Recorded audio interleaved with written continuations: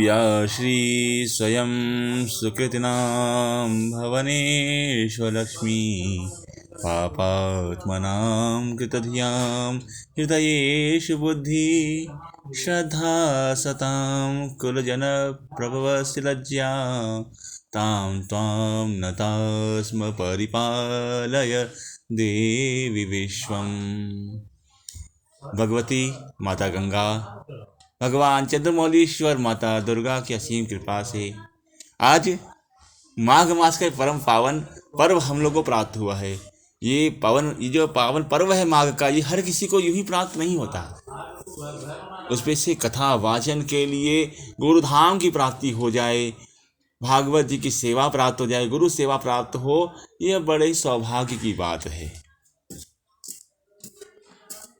हम लोग ने विकुंडल और शिकुंडल नाम की दो वैश्विक कथा सुनी। कितना पावन उनका चरित्र हो गया। मात्र सत्संग करने से विकुंडल और शिकुंडल परम धाम को चले गए। ये क्या सिखाता है? जीवन का एक क्षण भी व्यर्थ नहीं गंवाना चाहिए। न जाने कौन महात्मा हमारे पास आ गया हो और हम उसकी सेवा करके अपने पाप जीवन से तर जाएं। पाप करने के मौके तो बराबर मिलते रहते, सुबह से लेकर शाम तक केवल पाप ही पाप करने का मौका मिलता है। और ये ध्रुव सत्य है। व्यक्ति पुण्य करने आता है मगर पाप करके जाता है। हम मंदिर में गए हैं भगवान की सेवा पूजा करने के लिए, करते क्या है? माची जलाई, कहाँ छोड़ दी? बाहर। क्या किया? गंदगी। हमने भगवान की माला फूल चढ़ाया, जो फूल खराब थे कहाँ छोड़ा? मंदिर के बाहर। क्या किया? गंदगी। तो हम तो अच्छा काम करने आए थे, पर करके क्या गए? गंदगी। हो क्या गया? अच्छा काम करने के बदले गलत काम हो गया, पाप हुआ। कहीं कथा हो रही हो तो हम घंटा जरूर बजाएंगे। क्यों? हमारे बड़े बुजुर्गों ने कहा है घंटा बजाने से पाप दूर होता है, पर कब होता है ये नहीं बताया। बड़े बुजुर्गों को ही पाप लग गया कि ये बताना जरूरी था कि कब क्या करना है, कब क्या नहीं करना है।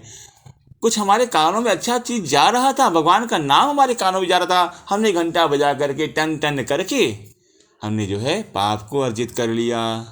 वहां पुण्य नहीं आया।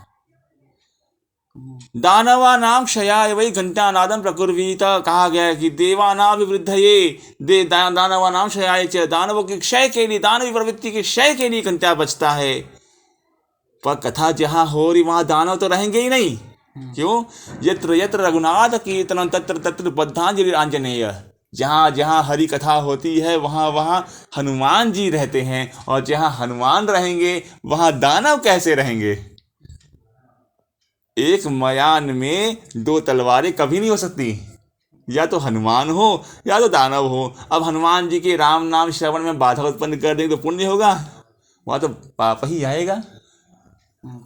तो ये पाप करने का अवसर हमको हर पल मिलता है। हम पुण्य कम करते हैं, पाप ज्यादा करते हैं, और जान के करते हैं। पुण्य तो भगवान की कृपा से अनजाने में होता है। और आजकल तो पुण्य का भी क्षय ही हो रहा है। किसी की मदद कर दी और फोटो लगा के फेसबुक पे डाल दिया कि देखो हमने इसकी मदद करी है। मदद क्या करी फिर उसकी? बेचारा कौन उसको खाने पीने के लिए जीवन भर की व्यवस्था कर दी थी, एक दिन की व्यवस्था करी, एक टाइम की व्यवस्था करी, उसमें फोटो डाल करके वो भी खराब कर लिया। किसी की जीवन भर की व्यवस्था कर दी हो कि जीवन भर खाता पीता रहे, तब तो पुण्य होता है। ऐसा तो कुछ किया नहीं, जो किया भी था वो भी पाप कर लिया। तो सतत हम पाप की ओर जाते हैं। हमारा हर कर्म पाप की ओर जाता है, पुण्य की ओर नहीं आता। तो यदि कोई ऐसा अवसर प्राप्त हो जाए कि पुण्य का हमको, तो हमें पुण्य अर्जित कर लेना चाहिए। न जाने कब हमारे काम आ जाए।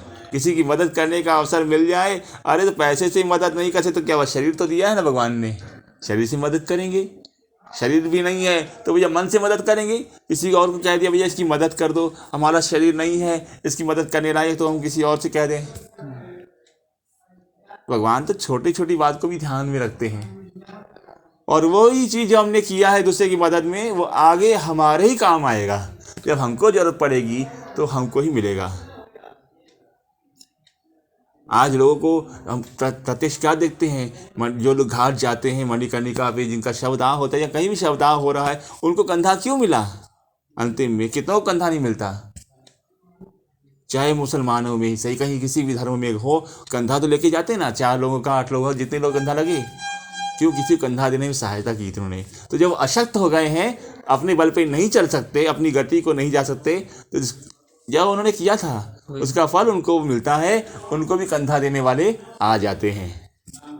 इससे बड़ा क्या प्रमाण चाहिए कि भगवान हिसाब किताब बराबर रखता है, ये हिसाब किताब वहाँ हो जाता है। ऐसे ही अनेकों हिसाब किताब चलते रहते हैं। तो हमको सतत ही बिना किसी स्वार्थ के, बिना किसी इच्छा के दूसरे की सहायता करनी चाहिए। यही तो पुण्य है और यही परोपकार, यही मोक्ष है। मोक्ष कोई लड्डू नहीं है कि हम बजाज खरीद के ले आए। दूसरे के लिए अपने हृदय में सद्भावना रखना, यही मोक्ष है। और यही कहता है हर तीर्थ, हर जो महीना है, पावन महीने, हर कथा यही कहती है, दूसरों के कल्याण में लगे रहो। परोपकाराय पर पुण्याय परोपकाराय, पापाय पर पीडनम परोपकाराय पुण्याय। परोपकार ही पुण्य है और पाप पर पीड़न है। परोपकार करोगे सदैव आनंद में रहोगे। बिना इच्छा की परोपकार किया है, ये हमारे ऊपर कोई हमको ये प्रत्युपकार करेगा, ऐसी कोई इच्छा नहीं है तो मोक्ष है। हम कोई इच्छा नहीं, इच्छा की निवृत्ति ही तो मोक्ष है। और है क्या मोक्ष? जब आप स्वतः मोक्ष में स्थित हो तो जीवन मुक्त हो। परमात्मा आपके पास हर तरफ है, आप उसको हर जगह देखोगे। आनंद रूप ब्रह्म आपके सब तरफ विद्यमान रहेगा, आप हर घटना में आनंद लोगे। यही मार्ग की शिक्षा श्री कुंडल और विकुंडल वैश्य के द्वारा मिली। यही शिक्षा भगवान दत्तात्रेय देते हैं अपने शिष्य सहस्त्रबाहु अर्जुन को। इस सतत लोक कल्याण में लगे रहो, कभी भी लोक कल्याण का मार्ग बंद मत करो। और ये अभिमान भी मत करना कि मैं दूसरे का कुछ भला कर रहा हूँ। यही हमारे धर्मशास्त्र की शिक्षा है। यही सिखाने के लिए भगवान धरती पे बार बार आते हैं। कभी अवतार लेकर के, कभी वाणी के रूप में आते हैं। लोगों की वाणी में बैठ करके ये उपदेश करते हैं। ये हम नहीं बोल रहे, ये वही प्रभु की प्रेरणा बोलती है कि सतत लोक कल्याण में लगे रहो। जिसने लोक कल्याण निस्वार्थ भाव से कर लिया, उसने ही हरि को साध लिया, उसी को प्रेम करना आता है। आजकल लोग वैलेंटाइंस डे मना रहे हैं, आज ये डे है, वो डे है। अरे हमारे तो रोज ही वैलेंटाइन डे है। प्यार का कोई दिन होता है? हम प्रभु को रोज फूल चढ़ाते हैं। किसी से हम फूल है क्या? प्रेम पूर्वक लोगों से मिलना। एक फूल सड़ जाएगा, जो आज हम गुलाब दे रहे हैं किसी को, वो कल आज शाम को ही सड़ जाएगा। जो हम अमृतमय वाणी, जो पुष्प वाणी देते हैं किसी को ना, वो कभी नहीं सड़ती। यदि हमने किसी को जहरीली वाणी भी दे दी तो वो भी कभी नष्ट नहीं होगी।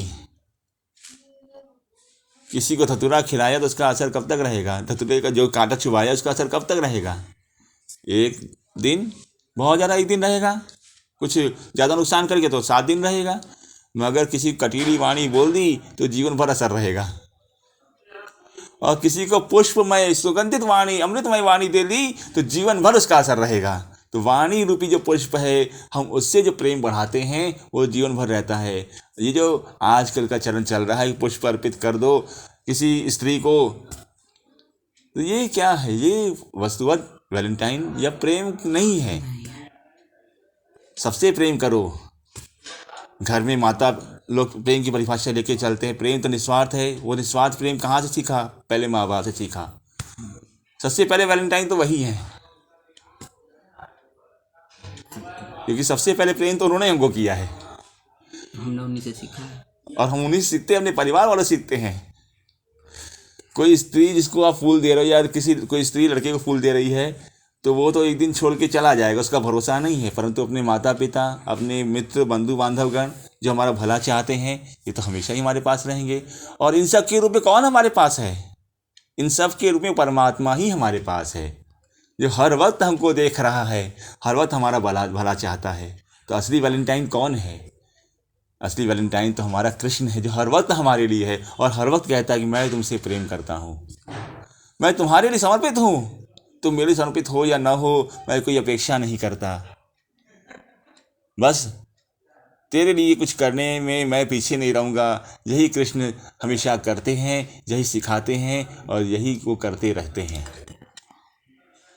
तो असली वैलेंटाइन को भी समझना चाहिए। हमारा असली वैलेंटाइन, हमारा जो प्रेमी है, परमेश्वर है, वो हमारे सब तरफ है, वो हर किसी के अंदर है। और वही कहता है, यो मां पश्यति सर्वत्र सर्वं च मयि पश्यति तस्याहं न प्रणश्यामि स च मे न प्रणश्यति। हे अर्जुन, गीता के 6वें अध्याय में भगवान श्री कृष्ण अर्जुन से कहते हैं कि जो प्राणी मात्र के अंदर मुझको देखता है और मुझ में प्राणी मात्र को देखता है, वो सतत मेरे प्रेम को प्राप्त करता रहता है, वो हमेशा मुझको देखता रहता है और मैं भी प्रेममयी दृष्टि से उसको देखता रहता हूँ। न मेरी दृष्टि से वो कभी ओझल होता है, न उसकी दृष्टि से मैं कभी ओझल होता हूँ। यही हमारी माघ की शिक्षा है, यही आज का जो माघ प्रकरण है सिखाता है। तो आइए प्रभु नाम संकीर्तन करते हुए हम भी इस महाभाव को अपने अंदर धारण करें और चिंतन करें।